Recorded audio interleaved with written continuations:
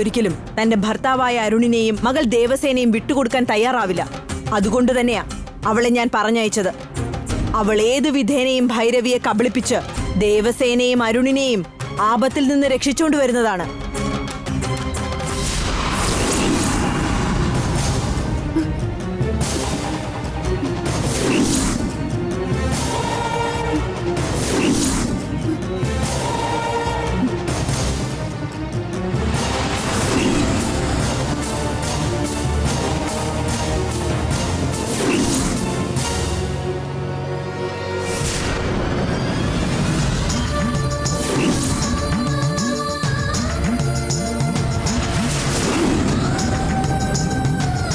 അരുണേട്ടൻ ദേവസേനയുടെ അടുത്തുണ്ടല്ലോ. ഭൈരവിയെ കാണുന്നുമില്ല. ഇവരിവിടെ വിട്ടിട്ട് ഈ ഭൈരവി ഇതെവിടെ പോയതാ?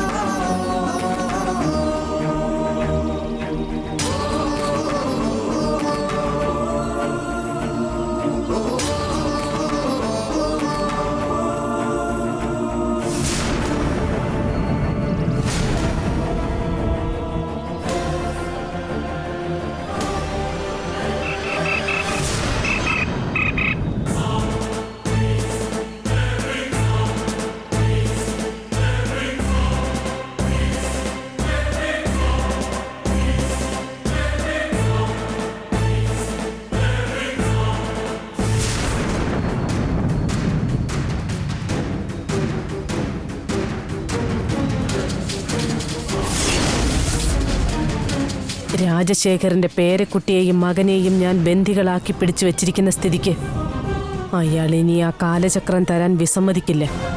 ഇത്തവണ ആ കാലചക്രം എങ്ങനെയും എനിക്ക് കൈക്കലാക്കിയ മതിയാവും. ഭൈരവി അരുണിന്റെ രൂപത്തിലെന്ന് മറന്നല്ലോ ഞാൻ. ഈ കാര്യം അന്ന് കൊട്ടാരത്തിൽ വെച്ച് മാധവിനോട് പറഞ്ഞിരുന്നതോ? അപ്പോ അരുണേട്ടൻ എന്താ പറ്റിയേ? ഈ ഭൈരവി അരുണേട്ടൻ എന്തായിരിക്കും ചെയ്തിരിക്കുന്നത്?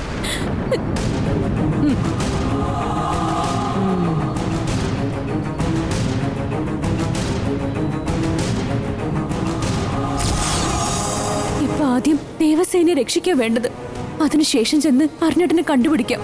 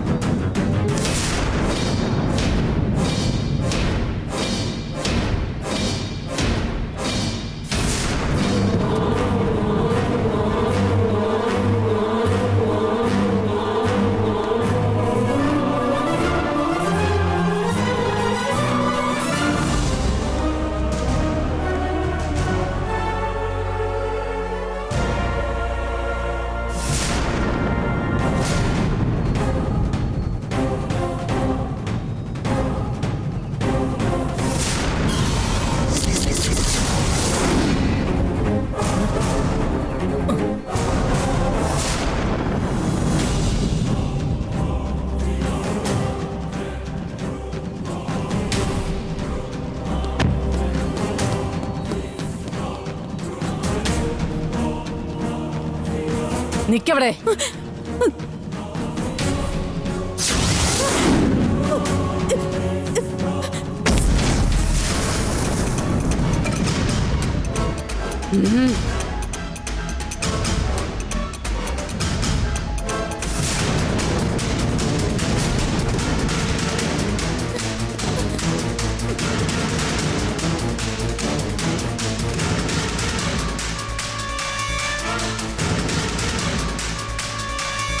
ഓം ശിവ.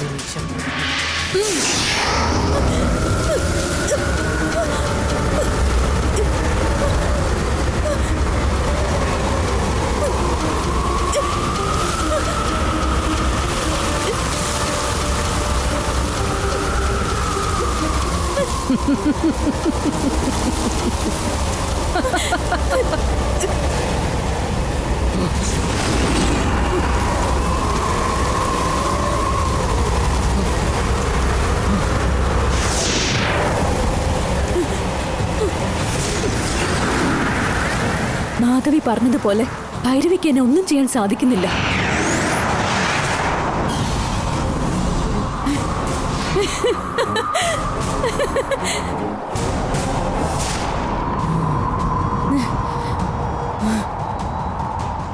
ഓം മഹാകാളി, ഭദ്രകാളി, ശൂലിനി, മഹാകാളി.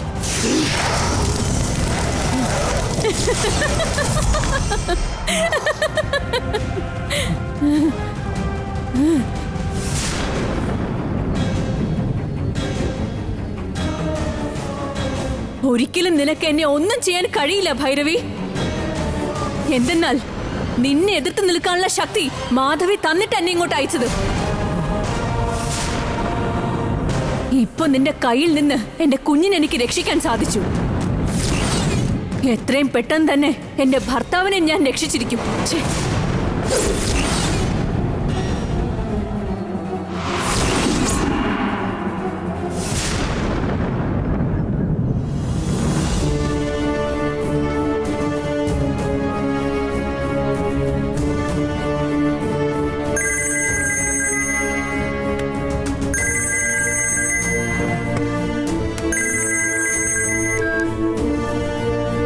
ഹലോ,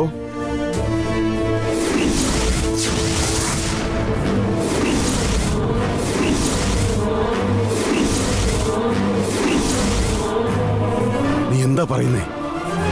എനിക്കിതൊന്നും വിശ്വസിക്കാനേ പറ്റുന്നില്ല. ഇപ്പൊ തന്നെ വരാൻ ഞാൻ.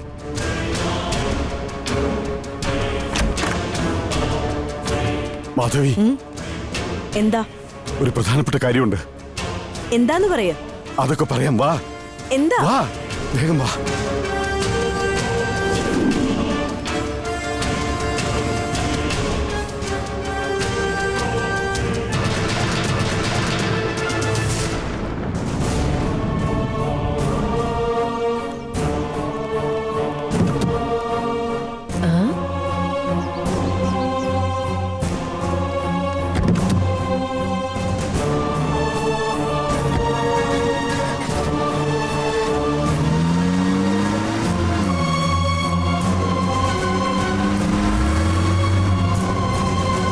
എടീ, അമ്മ, എന്താടി നീ അവിടെ നോക്കിക്കൊണ്ടിരിക്കുന്നേ? അമ്മ ഒന്നുമില്ലമ്മ, നമ്മളെ തമ്പുരാനും മാധവേച്ചിയും ധൃതി വെച്ച് കാറ് കയറി പോണാണ്ട് അത് നോക്കിക്കൊണ്ട് നിന്നേണ് ഞാൻ. നീ എന്തിനാ പെണ്ണെ അതൊക്കെ നോക്കാൻ നിൽക്കുന്നേ? നീ എന്നെ നോക്കാനല്ലേ വന്നത്? എടി പെണ്ണെ, എനിക്ക് തലവേദന എടുക്കുന്നു, പോയി ഒരു സ്ട്രോങ് കാപ്പി കൊണ്ടുവാ. അമ്മ പോവാൻ പറഞ്ഞത് കേട്ടില്ലേ നീ? ശരിയമ്മ. CID നസീറാന്ന അവിടെ വിചാരം. അമ്മേ, ഓ.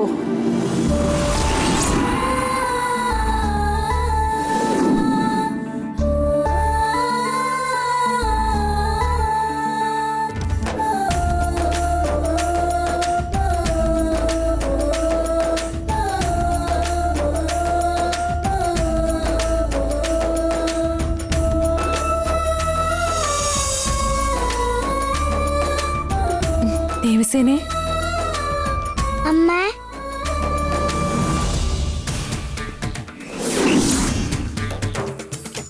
ഞാനെങ്ങനെ ഇവിടെ എത്തിയേ? ഞാനും അച്ഛൻ ഐസ്ക്രീം കഴിക്കാൻ പുറത്തു പോയതാണല്ലോ. അമ്മ, അച്ഛൻ എവിടെയാ? നിങ്ങൾ രണ്ടുപേരും ഐസ്ക്രീം കഴിക്കാൻ വേണ്ടി കാറിൽ പോയപ്പോഴേ മോള് വണ്ടി കിടന്ന് ഉറങ്ങി. അതുകൊണ്ട് മോളെ ഡിസ്റ്റർബ് ചെയ്യണ്ടെന്ന് വിചാരിച്ച് മോളെ അച്ഛൻ വീട്ടിൽ കൊണ്ടുവന്നാക്കി പോയതാ. ഓ, ഞാൻ ഉറങ്ങിപ്പോയല്ലേ? അതെ ദേവസേനെ, ഭാഗ്യം പറഞ്ഞതൊക്കെ ദേവസേന വിശ്വസിച്ചു. ഇതിനെല്ലാം കാരണക്കാരിയായ ഭൈരവിയെ വെറുതെ വിടാൻ പാടില്ല. അരുണേട്ടനെ അവളെ എവിടെയോ ഒളിപ്പിച്ചു വെച്ചിട്ട് ഏട്ടന്റെ രൂപത്തിൽ അവൾ ഇവിടെ വന്ന് നാടകം കളിക്കുക. അന്ന് മായയുടെ ശബ്ദം കേട്ടപ്പോ ഞാൻ ഈ കാര്യം മാധവിയോട് പറഞ്ഞതാ. പക്ഷെ അവരത് പൂർണ്ണമായും വിശ്വസിച്ചില്ല. എത്രയും പെട്ടെന്ന് തന്നെ മാധവിയെ എല്ലാ കാര്യങ്ങളും അറിയിക്കണം. എന്താ അമ്മ ആലോചിക്കുന്നേ? ഒന്നുമില്ല ദേവസേനെ, മോള് റെസ്റ്റ് എടുക്ക്. അമ്മ ഇപ്പൊ തന്നെ വരാട്ടോ.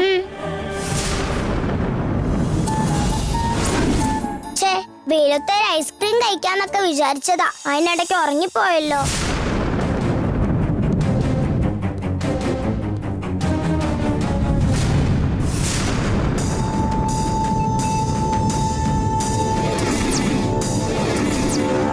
എവിടേക്ക് പോവാ ജാനകി?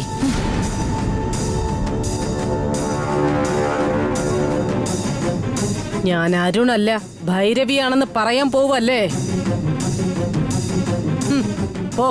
പോയി പറയ്. നീ ആ മാധവിയുടെ അടുത്ത് എത്തുന്നതിന് മുൻപ് തന്നെ അരുണിന്റെ ജീവൻ ഞാൻ എടുത്തിരിക്കും. കുഞ്ഞിനെ നീ രക്ഷപ്പെടുത്തിയെന്ന് കരുതി അരുണിനെ അത്ര എളുപ്പത്തിലൊന്നും രക്ഷപ്പെടുത്താൻ നിനക്കാവില്ല. ഇപ്പൊ മാധവിയുടെയും രാജശേഖരന്റെയും അടുത്ത് പോയി എന്നെ പറ്റിയുള്ള രഹസ്യങ്ങളെല്ലാം തുറന്നു പറയണോ? അതോ നിന്റെ ഭർത്താവ് അരുണിന്റെ ജീവൻ രക്ഷിക്കണോ? നീ തന്നെ തീരുമാനിച്ചു.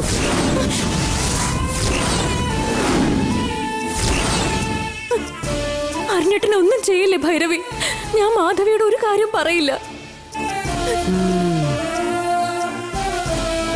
ആത്മാക്കള് പറഞ്ഞ വാക്ക് പാലിക്കുന്നവരാണെന്ന് എനിക്കറിയാം. ഇപ്പൊ നീ പറഞ്ഞ കാര്യത്തിന് എന്തെങ്കിലും മാറ്റമുണ്ടായാൽ ബാക്കി നിനക്കറിയാലോ.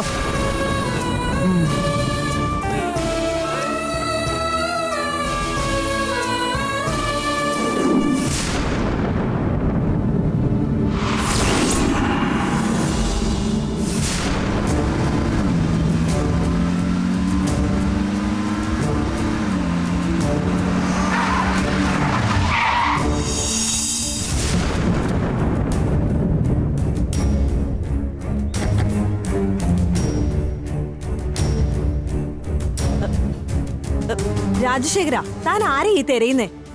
എന്താ കാര്യം ചോദിച്ചിട്ട് താനൊന്നും പറയാത്തതെന്താ? ഉടനെ പോണെന്നും പറഞ്ഞ് കൂട്ടിക്കൊണ്ടുവന്ന് ഇങ്ങനെ ആരും ഇല്ലാത്ത സ്ഥലത്ത് കൊണ്ടുവന്ന് വണ്ടി നിർത്തിയിരിക്കുക. എന്താടോ തനിക്ക് പറ്റിയത്? ആരെ കാണാനാ നമ്മളിങ്ങോട്ട് വന്നേ?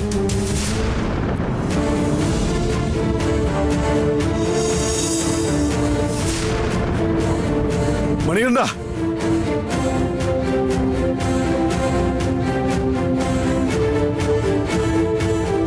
തമ്പുരാനെ, എന്റെ മോളെ എങ്ങനെയല്ലേ രക്ഷിക്കും തമ്പുരാനെ? ഗംഗ അവിടെ കൊട്ടാരത്തിലല്ലേ ഉള്ളത്? അവൾക്കിപ്പോ എന്താ പറ്റിയത്? അവിടെ കൊട്ടാരത്തിലുള്ളത് ഗംഗയല്ല, പ്രതികാരം ചെയ്യാൻ വന്ന നന്ദിനിയാ. മാധവി, ഇവൻ എന്നെ വിളിച്ച് ഈ കാര്യം പറഞ്ഞപ്പോ എനിക്കും അത് ആദ്യം വിശ്വാസം വന്നില്ല. നിന്നോട് ഈ കാര്യം പറഞ്ഞ് നിന്നെ കൂടി കൺഫ്യൂഷൻ ആക്കണ്ടെന്ന് കരുതിയാ കൂട്ടിക്കൊണ്ടുവന്നത്. നീ തന്നെ ചോദിക്കേ. അത് നന്ദിനിയാണെന്ന് തനിക്കിപ്പോ എങ്ങനെ മനസ്സിലായി? ഞാൻ എന്റെ കണ്ണുകൊണ്ട് കണ്ടതുകൊണ്ടാ പറയുന്നത്.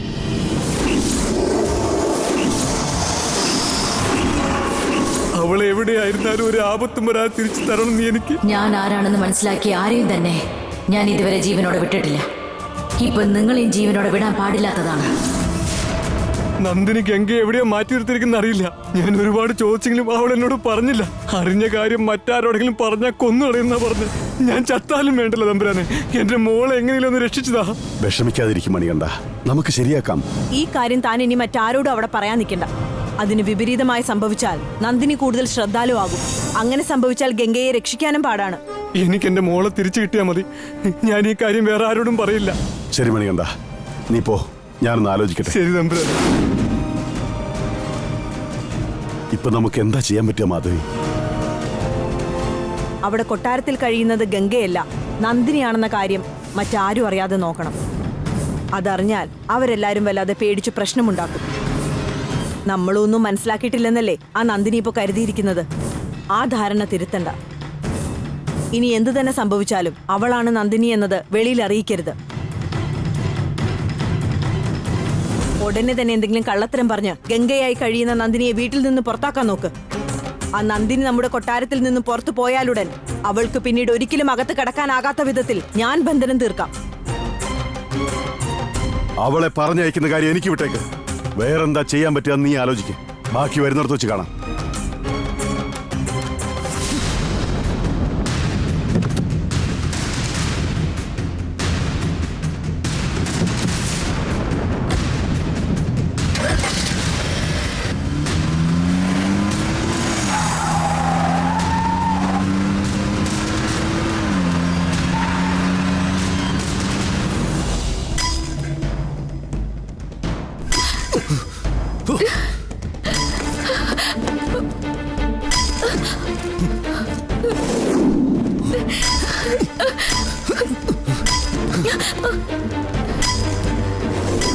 ശ്രദ്ധിക്കണേ. ഇനി മതി അരുണേട്ടാ, ഇങ്ങോട്ട് കടക്കാൻ നോക്ക്. കഴിഞ്ഞതാ.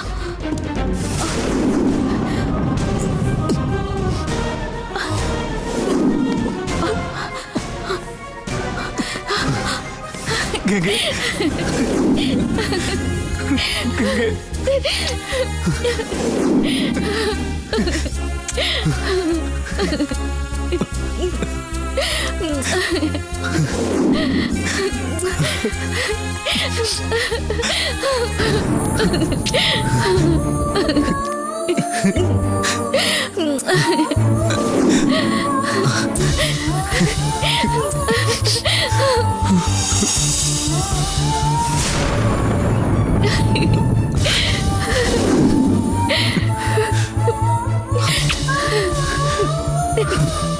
അത് നമുക്ക് ഇവിടുന്ന് രക്ഷപ്പെടാൻ നോക്കാം.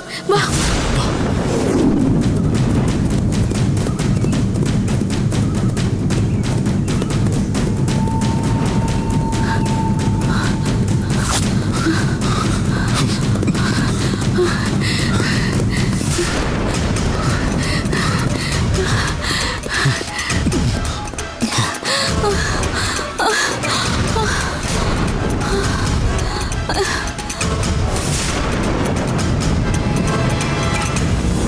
നമ്മൾ ആ സുകുമാരനോട് എത്രയോ തവണ ദയ കാട്ടിയിരിക്കുന്നതാ.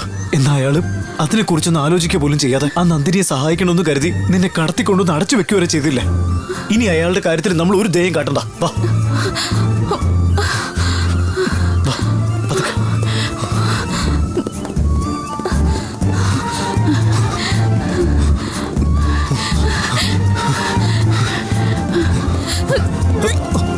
പതുക്കെ. ഗംഗേ, എന്താ എന്തു പറ്റി ഗംഗേ?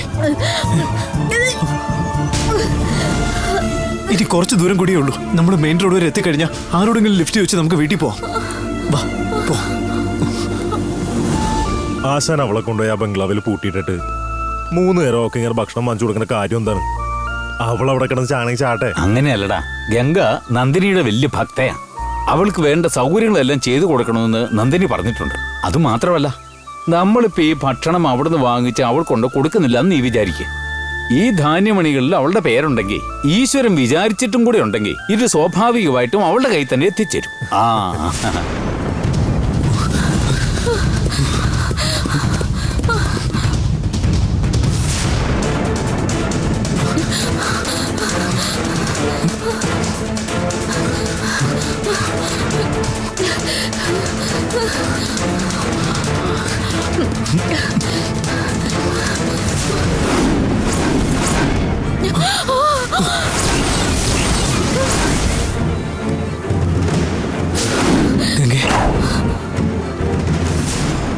അയ്യോ, അവര് നമ്മളെ കണ്ടു കഴിഞ്ഞാൽ വീണ്ടും എന്തെങ്കിലും പ്രശ്നം ഉണ്ടാക്കും. വാ, നമുക്ക് അങ്ങോട്ട് പോയി ഒളിച്ചിരിക്കാം. വാ.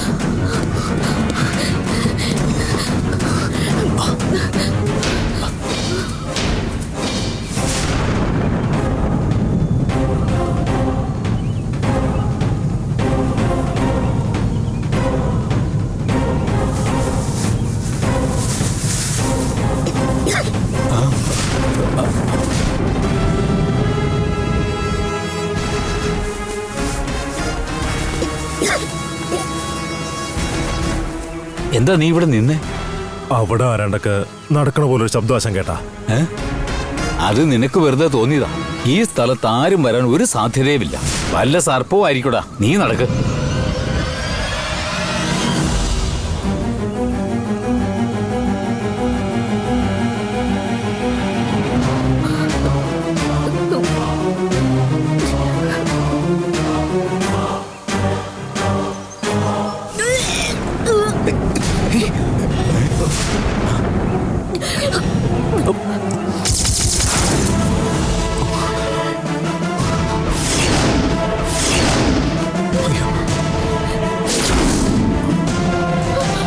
അയ്യോ, ഇവളെങ്ങനെയാ ഇവിടെ വന്നേ?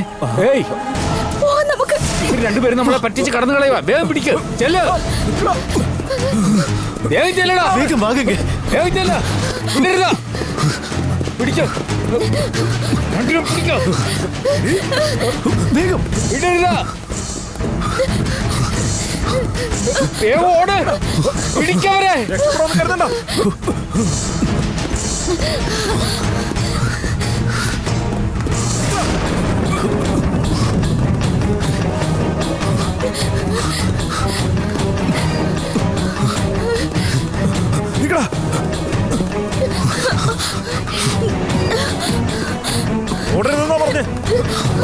ഞണ്ടിനെ എന്റെ കൈ കിട്ടിയോണ്ടല്ലോ.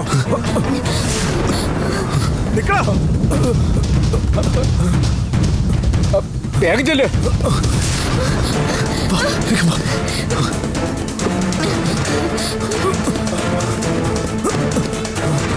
വിടരുത്. പിടിക്കോ.